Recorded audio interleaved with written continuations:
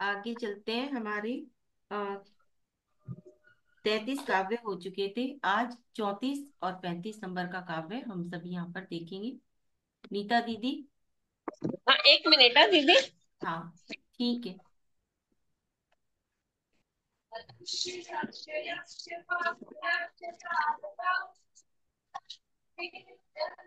वो क्या हो गया? नर्मदा परिक्रमा करके मेरी सहेली की जुलूस जा रहा था रास्ते में। उसने मुझे फोन कर दिया तो उसको मिलने रोड पर गई थी।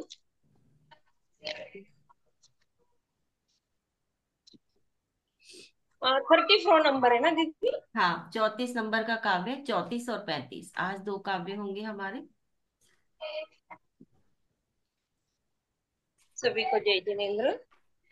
धनास्त एव भुवनाधिपये त्रिसन्ध्य माराधयन्ति विधिवद् विद्युतान्यकृत्या भक्तोल्लसत्पुलकपश्मनदेहदेशा पादद्वयं तव विभो भुवि जन्म भाज अस्मिन्नपार भववारिणिधो मुनीश मन्येन मे श्रवण गोचरतां गतोऽसि अकर्णिते तु तव गोत्र पवित्र मन्त्रे किंवा विपद्विषधरी सविधं समेति किंवा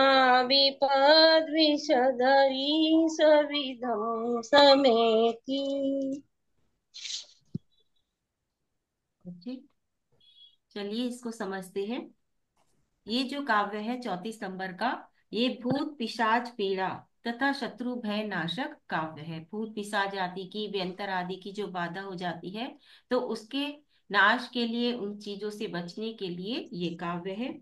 सबसे पहले संस्कृत में धन्यास्त एव भुवनाधिप ये त्रिसंध्या महाराज यंती विधि वद विधु तान्य कृत्या भक्त्योल भक्त्यो लसत पुलक पक्ष मल देह देशा पादद वयम तव विभो भुवि जन्म भाजा। अब आचार्य सौरभ सागर जी हिंदी में क्या कह रहे हैं। हे प्रभु, तेरे चरण कमल में विधिवत आते तीनों काल, प्रमुदित होकर भक्ति करते तजकर माया का जंजाल। धन्य धन्य वे प्राणी जग में जो करते पूजा तेरी, आराधन कर पाद पद्म की मेटे भव भव की फेरी। तो यहाँ पर आचार्य कुमुद चंद्र जी और आचार्य सौरभ सागर जी पार्श्वनाथ भगवान की स्तुति करते हुए कह रहे हैं कि हे प्रभु, आपके चरण कमलों के पास, यानी कि आपके पास आपके दर्शन के लिए जो तीनों काल में आते हैं, तीनों संध्या काल में आते हैं, यानी कि सुबह, दोपहर और शाम, जो तीनों समय आकर आपके चरणों की वंदना करते हैं, आपके दर्शन करते हैं, और वह भी कैसे, प्रमुदित होकर, यानी कि प्रसन्न मन से। जैसे कि वह मेंढक था, प्रमुदित होकर जा रहा था महावीर प्रभु के दर्शन करने के लिए। ठीक है, तो उसी प्रकार यहाँ पर कह रहे हैं कि ये नहीं कि सिर्फ हमें जाना है, एक हमें हमारा कार्य है कि हमें जाना है और हम सिर्फ उसे पूरा करने हैं। ऐसे नहीं जाना। मंदिर मंदिर में जाए तो कैसे जाए, प्रमुदित मन से जाए, और मतलब प्रसन्न होकर जाए कि हाँ, हमें प्रभु के दर्शन करने हैं। प्रभु के दर्शन मात्र से ही हमारे सारे पापों का क्षय हो जाता है। इस प्रकार से मन में प्रसन्नता के भाव लिए हुए हमें मंदिर जाना चाहिए। ठीक है, तो क्या कह रहे हैं, प्रमुदित होकर जो भक्ति करते हैं, तजकर माया का जंजाल, यानी कि सभी प्रकार के प्रपंच, सभी प्रकार के टेंशन, सभी प्रकार की माया को छोड़कर जो प्रमुदित मन से तीनों समय आकर आपकी वंदना करते हैं, वही प्राणी इस जग में धन्य है। यानी कि उन्हें धन्य कह दिया है कि वही प्राणी इस जग में धन्य है जो आकर आपकी पूजा करते हैं। और उन्हीं वही क्या करते हैं, आपकी वंदना करके, आपकी आराधना करके, वह अपने जन्म जन्म के जो ये भव सागर का जो बंधन है, ये जो फेरे है जो हम लगा रहे हैं, इस गति से उस गति, इस आयु में उस आयु में जाकर, कभी मनुष्य आयु, कभी देव आयु, कभी इस गति में कभी उस गति में, जो हम ये संसार परिभ्रमण कर रहे हैं, 84 लाख योनियों में हम भ्रमण कर रहे हैं, तो उस भव भव के बंधन से हम क्या हो जाते हैं, आजाद हो जाते हैं। कौन? वह धन्य पुरुष जो तीनों समय आकर आपकी वंदना करते हैं, और वो भी कैसे? माया को छोड़कर और प्रमुदित मन से जो आपके पास आते हैं, आपकी भक्ति करते हैं, वही इस संसार सागर से पार हो जाते हैं। ठीक है। तो इस प्रकार से यहाँ पर कह रहे हैं, ये जो काव्य है ये मैंने आपको बता ही दिया। भूत पिशाची आदि की जो बाधा होती है, या जो ऊपरी बाधा होती है, उनका निराकरण करता है। समस्या, मान लीजिए व्यंतर देवों द्वारा उपसर्ग हो रहा हो, या टोने टोटके की बाधाएं हो गई हो, ठीक है, जैसे कि चौराहे पर पैर आ जाना, आजकल इस तरह की समस्याएं भी बहुत रहती हैं। तो इस प्रकार की अगर कोई समस्याएं हैं, तो उन सब के निवारण के लिए ये 34 नंबर का काव्य है। इसमें हम अक्षत का प्रयोग करेंगे, और उसी प्रकार से सबसे पहले 27 बार हमें काव्य पढ़ना है, रिद्धि और मंत्र की जाप करनी है। 23 दिन तक 23,000 जाप हमें करनी है। 23 दिन के अंदर हमें 23,000 जाप करनी है। अक्षत का हम इसमें प्रयोग करेंगे, द्रव्य हम अक्षत लेंगे। अब इसमें और क्या कर सकते हैं, तो अक्षत छेपन करते हुए श्री पार्श्वनाथ स्तोत्र पढ़े 23 दिन तक, अक्षत छेपन करते हुए। मान लीजिए हम मंदिर में पढ़ रहे हैं, तो वहां पर एक बार पूरा पार्श्वनाथ स्तोत्र पढ़ लिया, कौन सा? नरेंद्रम फणींद्रम वाला, ठीक है। और फिर उसके बाद हम क्या करें, एक बार पूरा पढ़ लिया, उसके बाद अक्षत चढ़ा दें, फिर दूसरा पढ़ लिया, फिर अक्षत, इस प्रकार से अक्षत छेपन करते हुए हमें पार्श्वनाथ स्तोत्र पढ़ना है। या यही वाला काव्य भी हम 23 बार पढ़ सकते हैं अक्षत छेपन करते हुए, ठीक है। 34 नंबर का काव्य, पार्श्वनाथ भगवान के सामने बैठ के 23 बार ये अक्षत छेपन करते हुए हम ये काव्य पढ़ सकते हैं। और क्या कर सकते हैं, अगर नजर आदि लग गई है, तो जो चावल का आटा होता है, चावल का पहले आटा बना ले, फिर उसको इस काव्य रिद्धि और मंत्र के द्वारा मंत्रित कर ले उस आटे को, और फिर उसके बाद अपनी नजर उतारे, ठीक है। तो ये भी हम इसमें कर सकते हैं, तो उससे भी जो ऊपरी बाधाएं है, टोना टोटका है, नजर है, यह सारी चीजें हमारी दूर हो जाती हैं। इसकी, चावल का चावल का सूखा आटा। हाँ, चावल का सूखा ही आटा ना। सूखा आटा, सूखा आटा। इसमें जो दिशा है वो है वायव्य दिशा, समय है ब्रह्म मुहूर्त, आसन काला, और माला कमलगट्टे की माला, रंग काला, दिन 23, और जाप संख्या भी 23,000। ठीक है। इसका जो बीजाक्षर है वो है भम, भय और उसके ऊपर बिंदी, ठीक है, भम बीजाक्षर है। इसकी जो रिद्धि और मंत्र है वो है ओम रीम अरहम नमो उंजी अस्सा यत तक्षणम। मंत्र है ओम रीम नमो भगवती भूत पिशाच राक्षस वेतालान ताड़िये ताड़िये मारिये मारिये स्वाहा।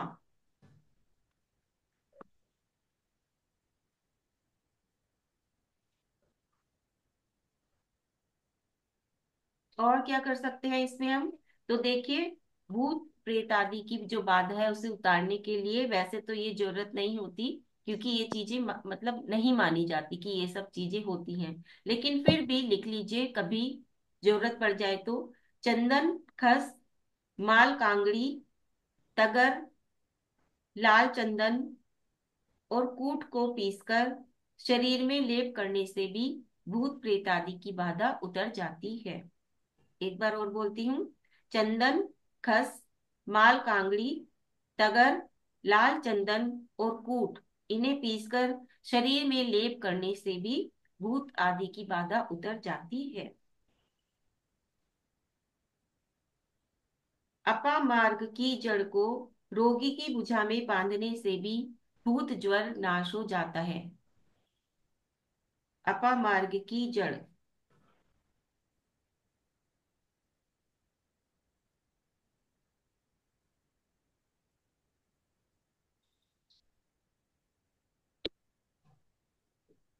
21 जायफल की, नहीं, तुलसी के 8 पत्ते, तुलसी के 8 पत्ते, काली मिर्च 8, और सहदेवी की जड़,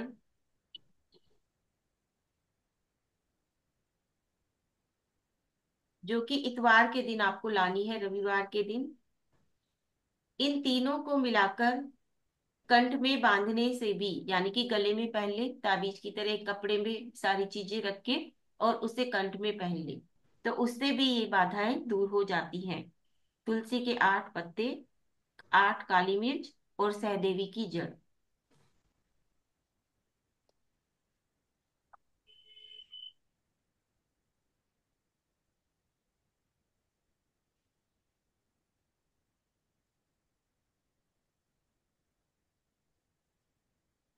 लोहे की अंगूठी बनाकर कृत्तिका नक्षत्र हो जब, उसमें पहनने से भी भूत प्रेत बाधा नहीं सताती है। मान लीजिए जिसको जल्दी जल्दी ये टोटका नजर आदि लगते हैं, तो वह ये कर सकते हैं। लोहे की अंगूठी बनाकर कृत्तिका नक्षत्र में पहनने से भूत प्रेत आदि बाधा नहीं सताती है। वो कौन सी उंगली में पहनना है वो बोला? कोई से भी उंगली में पहन सकते हैं, बीच की उंगली में पहनी, मध्यमा।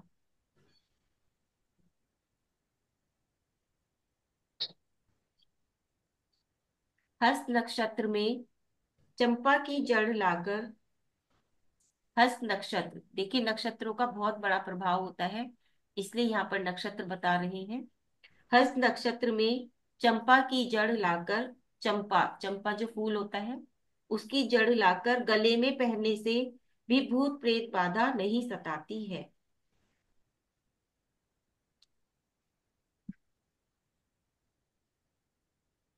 ठीक है, तो इसमें और ज्यादा नहीं बताते हैं। जितना हम पाठ करेंगे, नाम जाप करेंगे, भगवान के सामने जाएंगे, खुद से खुद ही हमारी सारी परेशानियां दूर हो जाएंगी। तो इसलिए जितना भी हो सके उतना, क्या कहते हैं, काव्य का पाठ करें, रिद्धि मंत्र की जाप करें, तो अपने आप ही अपने आप सारी चीजें दूर हो जाएंगी। बस उससे मंत्रित पानी पी लें, उससे अपने आप ही अपने आप सारी समस्याएं दूर हो जाएंगी। ठीक है, इसमें भावनाएं हमारी, मेरा आभा मंडल बहुत मजबूत है, मेरा आभा मंडल बहुत मजबूत है।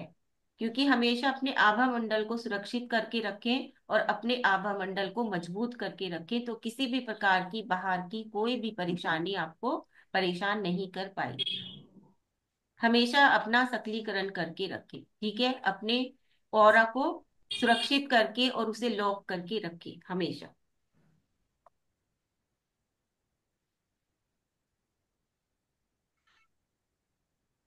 ठीक है, अब उसके बाद 35 नंबर का काव्य, जो कि जो ये बड़े बड़े रोग होते हैं, जैसे मृगी, उन्माद, अपस्मार, तो इन तीनों रोगों के विनाश के लिए ये काव्य है। कौन कौन सा?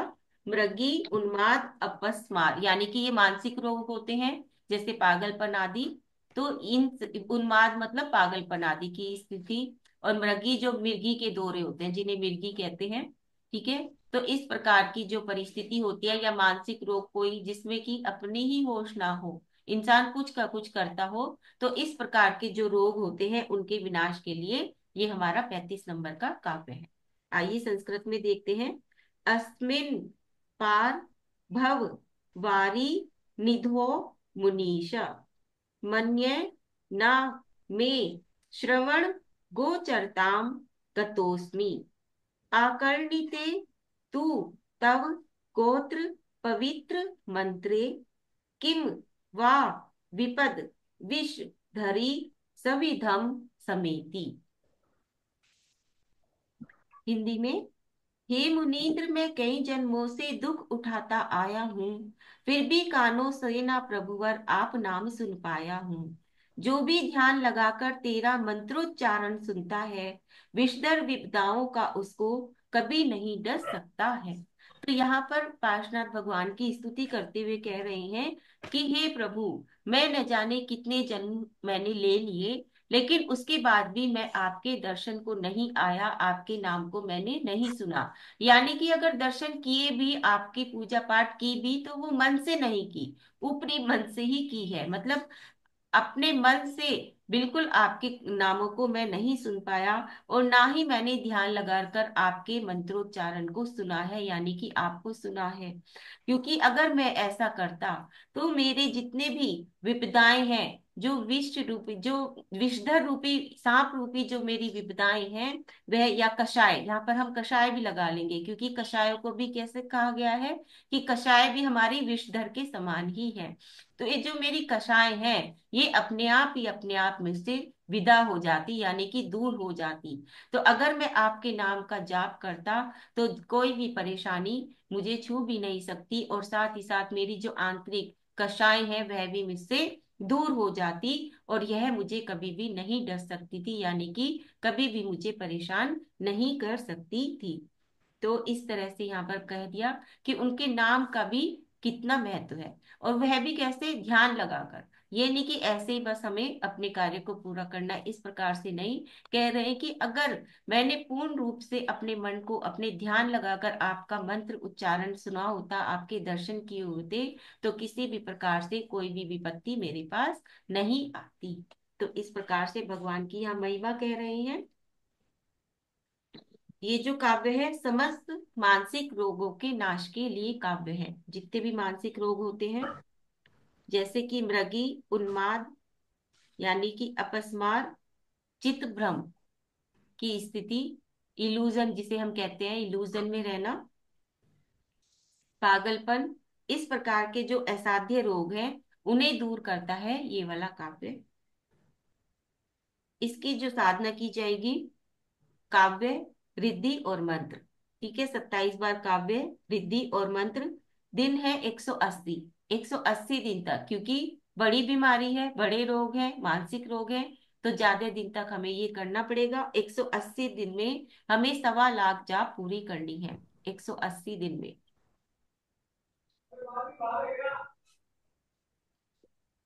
इसमें जो द्रव्य है वह है धूप, धूप खेते हुए। दिशा है नैकेत्य, समय ब्रह्म मुहूर्त, आसन हरा, माला चंदन की, और रंग इसमें बैंगनी रंग ले सकते हैं, जो हमारा सहस्त्रसार चक्र का रंग होता है बैंगनी, उसको ले सकते हैं। ठीक है, दिन 180 और जाप संख्या 1.25 लाख।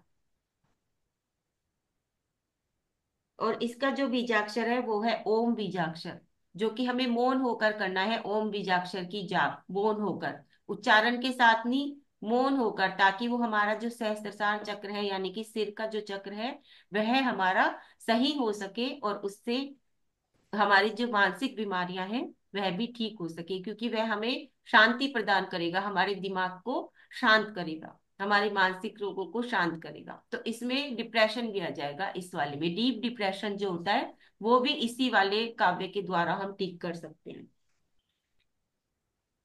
भावना है, मेरा मस्तिष्क पूर्ण रूप से शांत और संतुलित है।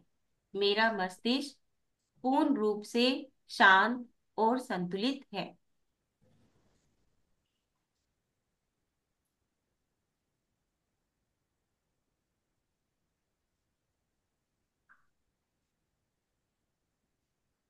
और ओम की जाप हम पार्श्वनाथ भगवान के सामने मंदिर में बैठकर भी कर सकते हैं, और वो भी या तो धूप खेते हुए, ठीक है, या फिर कुछ जलाकर, दिया जलाकर, और अगर घर में कर रहे हैं तो हम अगरबत्ती जलाकर भी कर सकते हैं, क्योंकि हमने धूप रखी है, तो धूप को, यानी कि खुशबू हमें करनी है अपने पास। तो अगरबत्ती जलाकर अगर घर में कर रहे हैं, मंदिर में तो नहीं जला सकते, तो मंदिर में दिया जलाकर कर सकते हैं। ओम की जाप पार्शनाथ भगवान की स्तुति करते हुए, मतलब उनके मन से स्तुति, ये नहीं कि हमें कोई उनकी स्तुति पढ़नी है, ऐसे नहीं, मन से हमें उनकी स्तुति करनी है, उनकी आराधना करनी है, और ओम की जाप हमें निरंतर करते रहना है। ठीक है,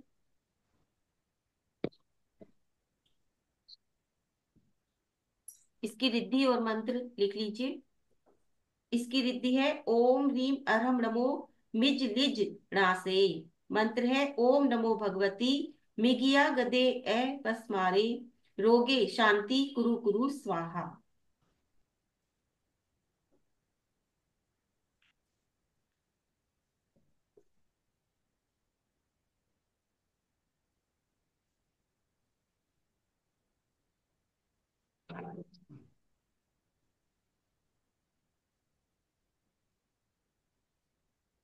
और हम क्या कर सकते हैं, तो मृगी रोग के लिए 21 जायफल की माला, यानी कि 21 जायफलों, उनकी माला बना लो।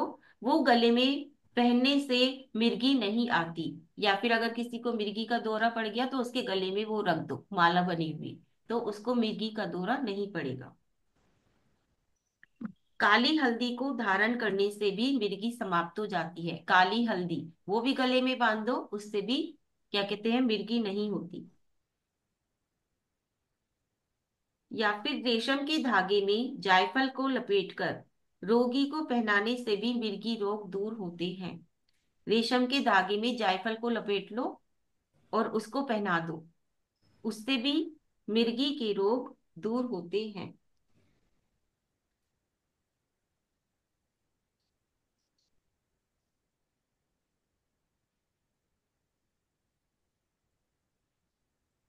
राई को पीसकर सूंघने से, राई जो होती है, राई को पीसकर सूंघने से भी जो मृगी का वेग है, यानी कि मिर्गी का दौरा पड़ा हुआ है तो उसका जो वेग है वो कम हो जाता है।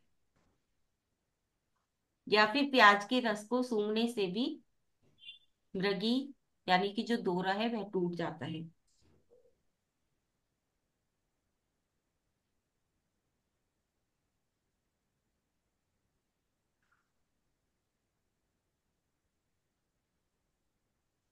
सरसों के तेल को गोमूत्र में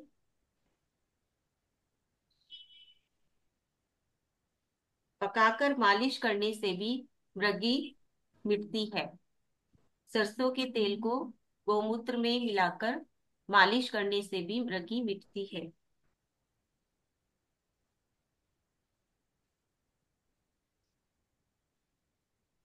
उसमें राई भी मिला लें, राई भी मिला लें उसमें। सरसों के तेल राई को गोमूत्र में पीसकर शरीर में लेप करने से भी मिर्गी मिटती है। अब उन्माद के लिए, यानी कि उन्माद जो पागलपन चित्त भ्रम होता है, उसके लिए नींबू की गिरी निकालकर, नींबू के बीज हो गए एक तरह से, नींबू की गिरी निकालकर धूप में सुखाकर उन्माद रोगी के तकिए के नीचे रखने से शांति मिलती है।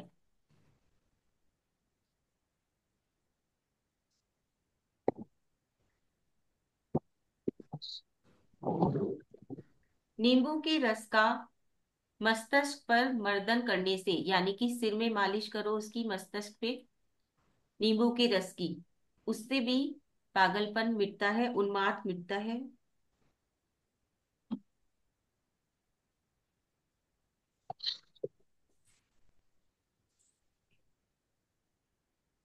ब्राह्मी के साथ गिलोय का कवाथ पीने से भी उन्माद रोग मिटता है। ब्राह्मी, ब्राह्मी आती है, ठीक है, मिल जाएगी ये आपको आसानी से। और गिलोय, इनका कवाथ पीने से उन्माद रोग मिटता है। कवाथ मतलब काढ़ा।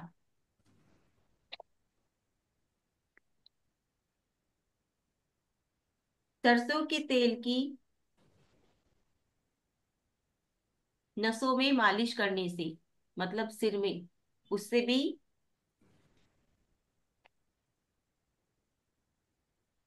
उन्माद मिटता है, मतलब मस्तिष्क में के जो रोग हैं वह शांत होते हैं।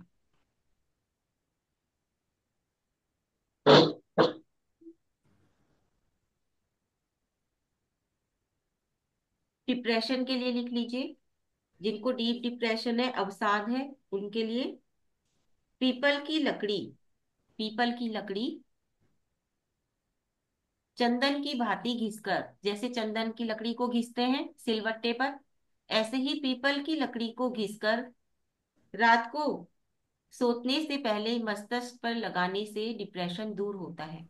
सोने से पहले मस्तिष्क पर लगा लें पीपल की लकड़ी को घिसकर, उससे डिप्रेशन दूर होता है।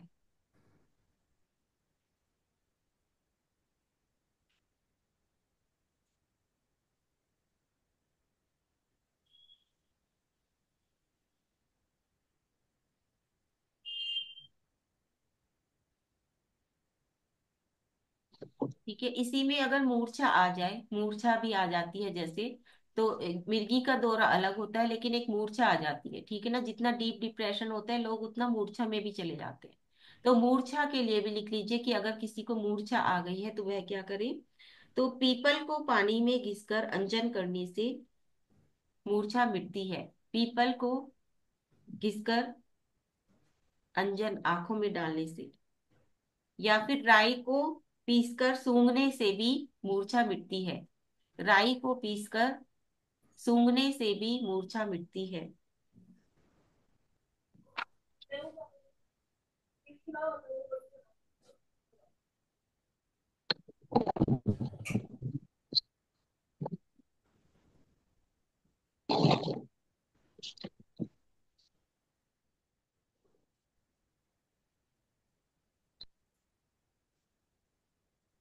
मीठे अनार के शरबत में, यानी कि अनार के रस में मिश्री डालकर पिलाने से भी मूर्छा मिटती है।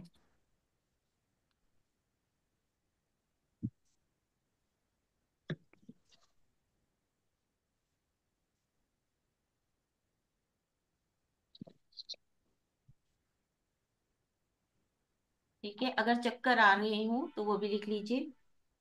अगर की लकड़ी सुंघानी चाहिए, अगर चक्कर आ रहे हैं तो अगर की लकड़ी, अगर तगर ये चीजें होती है ना, तो अगर, अगर की लकड़ी सुखानी चाहिए।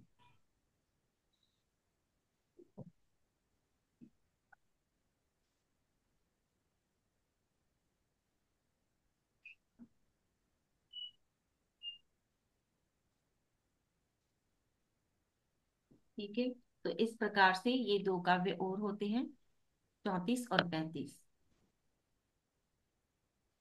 खानी, क्या खानी चाहिए संजना जी? अगर की लकड़ी सुंघानी चाहिए। सुंघानी चाहिए, खानी नहीं, सुंघानी।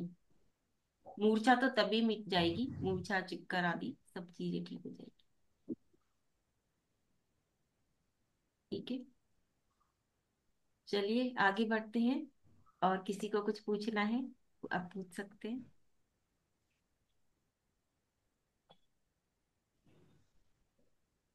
23 में ना दीदी जयदेवेंद्र, जय जिनेन्द्र। 23 में कौन सी दिशा बताई थी? 23वें। 33 में, 33, सॉरी 33 में। आज तो 34 से शुरू किया है। आज 34 और 35 किया है, 33। 34 में, 34 में कहीं बता। 34वें में वायव्य दिशा, वायव्य। वायत, वायत, हम्म। वायत, वायत दिशा।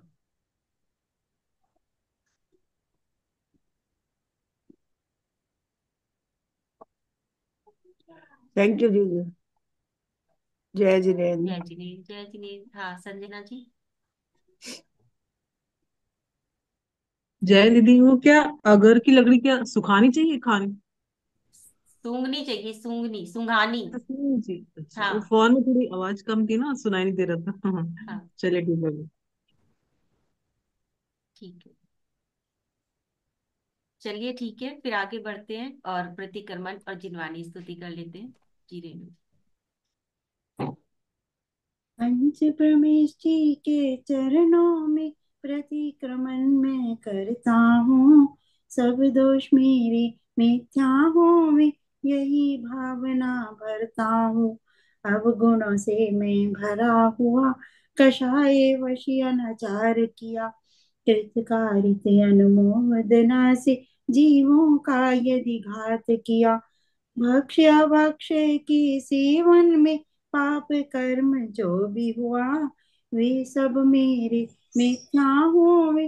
अतिक्रम का प्रतिक्रमण किया।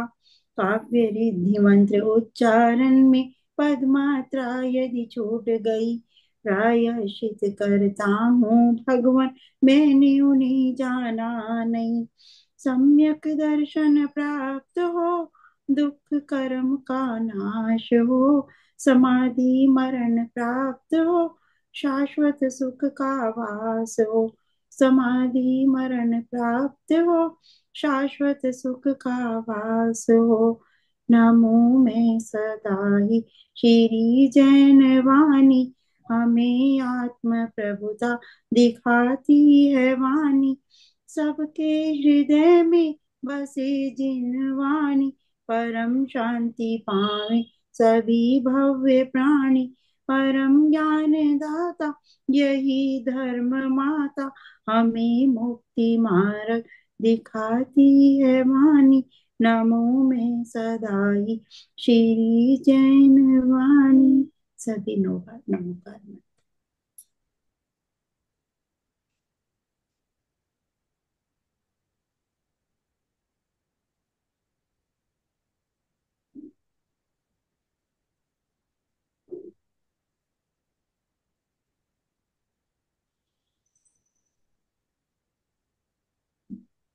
जय जिनेन्द्र सभी जय को। जिनेन्द्र सभी को, जय जिनेन्द्र। सभी जिनेन्द्र। स्वस्थ रहे, प्रसन्न रहे। नीता दीदी कुछ बोलना चाह रही है। अरे नीता, नहीं दीदी, नहीं, मैं बोल रही जय जिनेन्द्र।